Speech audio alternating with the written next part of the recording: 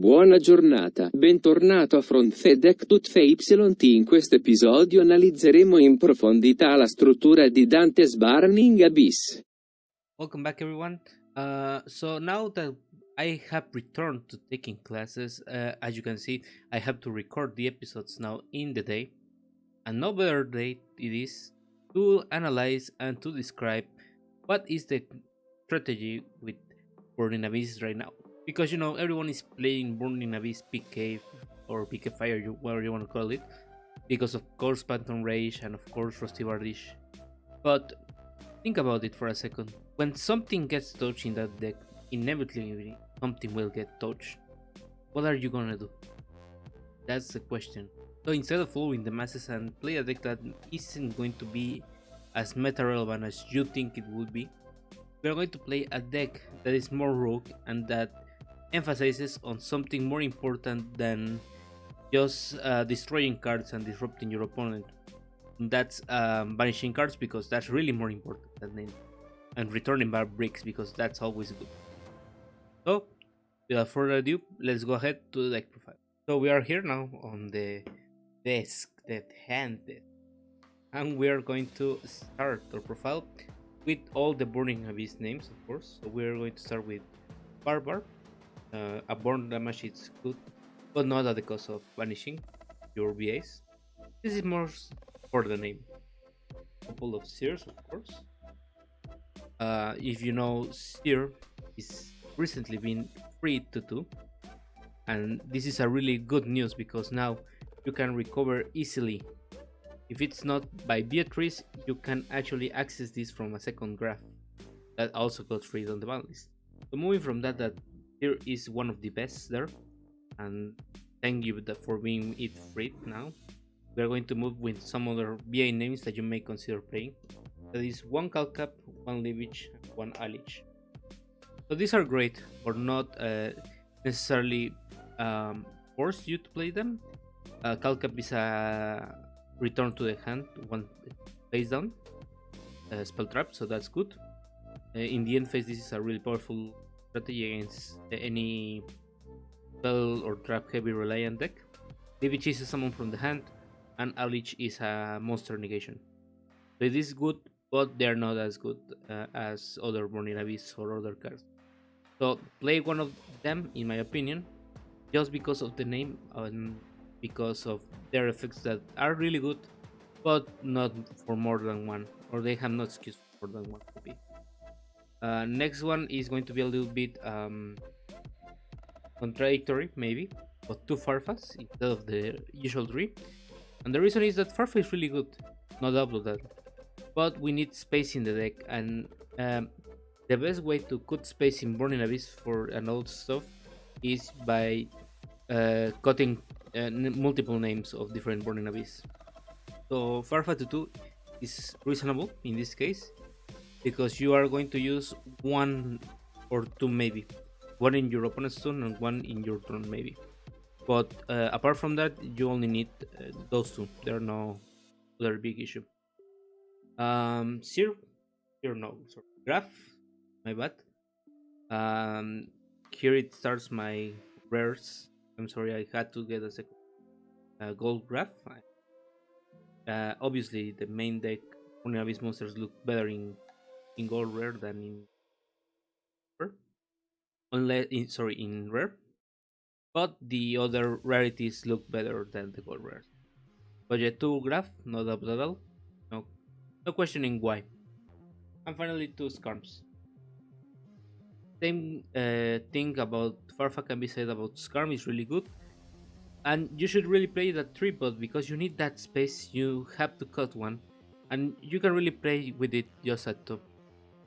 So I have it this way just to fit more things in the deck that are really necessary. Apart from that, we have our starters. Triple Turgite, of course. She has been freed finally, and now you can play 3 copies. Different rarities, of course. My bad. There's not much to say. You can summon any of the guys down her by free, just by summoning her. Obviously, an imperm is really bad against this, so be careful about that. Another prevention here is to finish Rhino Warrior. It mills, which is good, but even better is that it protects. So with this protection, you can spam the field with different BAs. They won't die because Findish protects them. But if any of these two, either Tour Guide or Findish, get negated, you have play some form of extender, in my opinion. So you have 2 copies of Tracker and 3 copies of Wheeler. Sorry, 2 copies of. Reason is that, of course, if it's been Imperm or Bailored, Ash is, or Ash even, in case of Tour Guide, you need a way to access Dante or anything that you can summon and leave it on the field. So these 4 cards are actually really good at getting you there. And 2 and 2 it's really perfect, and especially Wheeler that got its reprint on the Mega Tin as a super as an ultra. So the price is really affordable now in Ultra than in Secret. And it can get you to a different play that I want to show you. And finally, 3 copies of Effect Bailer. In this case, I'm going to leave it at your consideration. You can play any hand trap that you want in this space. I play Bailers because I think Bailer is a really good card, really powerful now that there is no Fall by the Grave. So it's a cheaper impermanence, of course, and really affordable. Any rarity you can have it. For example, this is a gold one, and these two are common, so you can get those for really low price, and they're really good at stopping your opponent. But yeah, that's all the monsters that you need, and now we're going to go with the second part. So we are going to go for the spells and traps, and because this is control variant, it's a little bit more heavy on this, as in you are going to really play some spells and traps in this deck, because you have to get some support and some way of interrupting your opponent from actually playing Yu-Gi-Oh, which is really what it is come about for the last time. But anyways, we're going to obviously start with the best drawing engine in that you can get on this, and that is Allure of Darkness, a piece of it. The ability to just draw 2 is really powerful in this game, and if you can afford to banish 1 BA, it doesn't really matter. Now you can afford to banish 1 graph for 1-0, and it really just fine. So 3 of this is obviously perfect, and the other spell that you are going to play is by the Grave. At 1 now it really hurts the rogue game, and this is really a rogue deck. It's not as powerful as PK, but it will be somewhat relevant, maybe, I don't know. But I really like this deck, and the 1 call by the Grave really helps it when you see it. If you don't see it, it's fine. You can play an upstart in that space, boy. I think call by the Grave is a little bit more recommendable. So next we are going to go for the trap lineup. We're going to start to do heavy Storm Dumpster. Reason here is that you are going to face a lot of spells and traps now. Or yeah, you can call it like that. Why? Because there's obviously the first one that comes to my mind is Mystic Mine. Next ones are all the back row that you're going to get from Guru and all these heavy back row reliant decks like Culture Heist. And finally, the most important one that is being played by the Hulky Fibrax combo. Maybe I don't know if it's to play, but in any case, that is the Booster Lock. I know Dragon Link does the Booster Lock. So if you have a way to pop that Booster Lock to actually keep playing and summoning your monsters, Kirby Storm Duster can really come in clutch. Another way of removal here is triple Dynamiscus. And Dynamiscus is even better because it vanishes, of course. But the difference is that it costs you 1 card from your hand. It lets you go into your battle phase, of course, not as Heavy Storm Duster, but it costs you 1 card from your hand. And that is somewhat problematic in this deck, but not as much. You can really afford to discard 1 card in this deck, so I mean it's really fine. You can afford it to discard 1 card, then I'm not playing this. And next up, Fiend Griffin. Return one thing from you, one monster from your opponent's graveyard, and then one fiend monster from your deck. Really powerful at the moment. Very good against the mirror matchup, of course. But also, and most importantly, you can return any other thing that you don't want to see from your. For example, if your opponent going first, you said this. Your opponent has just an access the Chaos Baby Dragons, and they need that Dark or Dark Light in the graveyard. You just shovel it back and let's see how they play. Or you can shuffle away the targets for the rocket field spells, for example.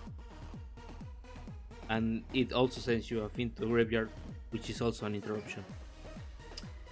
So it's basically Beatrice, but at the cost of your opponent having one card in their graveyard. Then we are playing 2 copies of Karma Cut. That said, Karma Cut is also a way to get around your opponent's monsters. Discard 1 card, banish 1 monster, that's good, obviously. And it also banishes anything that are in the graveyard with the same name.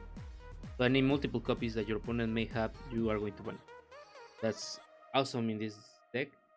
And as I said, you need some discard floater, but Dante helps you to discard a lot easier. Get that discard a lot easier. And as you've seen, we played 2 copies of each trap. That's why, because we are playing triple trap trick. Triple trap trick is really good in this thing. You can get any trap that you need, and you can activate it that turn. So that's great. And there's not much to say. Trap trick is a really great card for this deck. It really works well. And of course, if you draw one of the traps, then it doesn't matter because you just set it and pass on that. But it gets you any trap that you may need. And the final card, because I'm playing 41 cards here, Skill Drain. The Skill Drain stuns your opponent and also will stun you maybe sometimes. But most importantly, it makes your VAs don't die. Not more to sell. You can alternatively substitute this for Imperial Order. Top the spells, but then you have 4 spells that are dead, and if you draw that allure when you need it, you have no easy way to drop that. It's up to you. You can play any one floodgate that you want. It's really fine, or you can cut it and there's no problem. So that's all for the main deck. Now we are going to go for the extra deck. So from now on, you're going to see just the name and sometimes just the amount on this side of the screen. So if you just see the name, it's just 1 copy of it, okay? Just to be clear. We're going to start with the synchro, and that synchro is Virgil. You have 2 ways of making it, of course. Obviously, you're playing Willader. Alternatively, you can play Rubich, the Burning Abyss Tuner, and just make this. You want to hard make this instead of just relying on Beatrice getting destroyed. And it's a really good way of getting a pop. You discard a BA and you pop a monster. Really good. And if it's destroyed, I think you can draw 1 card, so it replaces itself, which is really nice in this deck. But yeah, also it's a Burning Abyss, so your BAs won't die if you summon this first. Of course, or 1 copy of Beatrice, Lead of Eternal. Going to be fair, if it were multiple copies, you will play them, but that would be unfair because this is really a really great card. So just the 1 copy, it's fair for everyone, and I think it's really good if they come heavier because Allure of Darkness exists in this deck. You can play Leviator and actually summon that back. Although it's just VAs, but you can get those effects for those VAs. You play the 2 Headmasters of this deck, and you play Gossip Shadow. So Dante, no explanation, 2 copies is really good for this deck because you may need to replace him sometimes, or you need to summon a second one.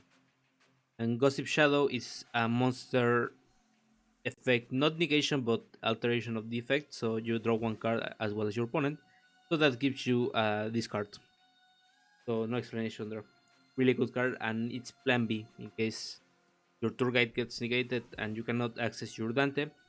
Or your Beatrice, sorry, you have no other VA to discard. Summon Beatrice, so you just make Instead of just making Dante, you made Gossip Shadow, and you have a monster effect alteration, and with that you should be fine. We're going to go with the links now. We're going to start with the Chain Abomination. XCSS from IP Masquerena, yeah, you will be playing this deck, and it's a pop. Either on the battle phase, on the end phase, or if you destroy a card, it's a pop. So, a pretty great card. We're going to go with the proxies, Border Dragon, Border Soul Dragon. Because my friend Manuel has this in their deck. So if you check out the list that I left for his Altergeist deck, you can actually see that there is my Borderload. But anyways, Borderload is your outboard dragon. 4 BS gives you a Borderload, and you can steal those, so it's great. And Border Sword is just an OTK. Nightmare Unicorn, Nightmare Phoenix, the only 2 nightmares that you're going to play in this deck. You can play Cerberus, I don't recommend. Masquerena, and easy access to anything that you need. Oh, that's great. Controversy? No. Well, probably no. I don't know. Cherubini. You don't usually make this turn 1 because that's not the usual line of playing. But Cherubini is really good because you don't need to get that back to the deck with Dante and just make it again on your second turn, third turn. And have the second one just for free. Apparently, 1 Gravity Controller. It's emergency plan for Beatrice. So in case you cannot access your Dante Seer because you have Seer under Dante, you have to summon Dante to the extra monster zone and don't go into Masquerena, but instead go into Gravity Controller, and you have your Gravity Controller and your Beatrice. They just plan 8.1 for emergency cases only. But anyway, that's going to be the extra deck, and we're going to go now with the side deck.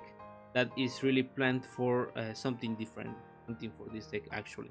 The side deck here, we're going to start. We're going to play an artifact heavy side deck. We're going to play 2 side because yes, I'm scared of drawing the Garnet. So if you have to, that's just prevention from drawing you the Garnet. King Scarlet released his video first, so he revealed part of my head. Those are 3 copies of Lancia. Lancia, really amazing card against anything that vanishes, and almost every deck vanishes in the meta now. So you play this and you can stun your opponent for a bit actually, so this is really good. Foolish Burial, just an easy access, another spell card that you can substitute the call by. Really great, just gives you anything that you want in your graveyard. 3 copies of Artifact Ignition actually. Not many people play Artifact Ignition, but it's just an MST. If you have an artifact in your deck and you are playing 5 artifacts, when you say this in Ignition is just a pop. If you pop, your artifact is fine, and then you set an artifact. And if you bait your opponent, he cannot go or she cannot go to the battle phase this turn. So a really great card and a really great bait. Alternatively, you can play 3 Waking the Dragon or 2 Waking the Dragon on the target. That probably is Ultimate Falcon, but that's fine. 2 copies of Sanctum. Same issue with all the traps in the deck. You have your trap trick. You can search that, so really no problem. Then we're going to have some filler here. We're going to play 3rd copy of Griffin and 3rd copy of Storm Duster, just for more either graveyard reliant decks or spell trap reliant decks. So just side a 3rd copy and you should be fine against those. And finally, against the Pendulum decks and all the spell heavy reliant decks, anti-spell fragrance. Really great card, really awesome card. I actually like this a lot. And if you actually have this, there's a way that you can play your allures and it's fine. The only problem is you cannot trap trick this, so you have to hard draw it. But really, in this deck is not that hard to do it, and it really stuns your opponent more than it stuns you. 2 copies of it should be fine. You can play the 3rd copy instead of the 3rd Fiend Griffin. I'll leave it up to you. But anyways, guys, that's going to be for this video. We are on the 20-minute mark at least, I think, and that is a very long video, and I have to still edit it and everything. So we're going to leave it here. If you want to check replays, maybe Just to the replays. You said no, no, it's a joke. It's a joke. I will do a replays, but probably next week. Because this I think is planned going to up Sunday probably, and I want to release something between. So that's going to be it for this video. I'm going to release this on my channel, of course. You're going to see this on the channel Saturday, and on Sunday I'm going to release the replays for this deck on, of course, the Coalition of Scrubs. So you have to check them out. Also check every content creator that I leave in the comments because they're just amazing. And please follow me on my social media just to get an update of everything that happens in my life. But anyways, thank you very much for dedicating your time and watching this, and we see you on the next one. Adios.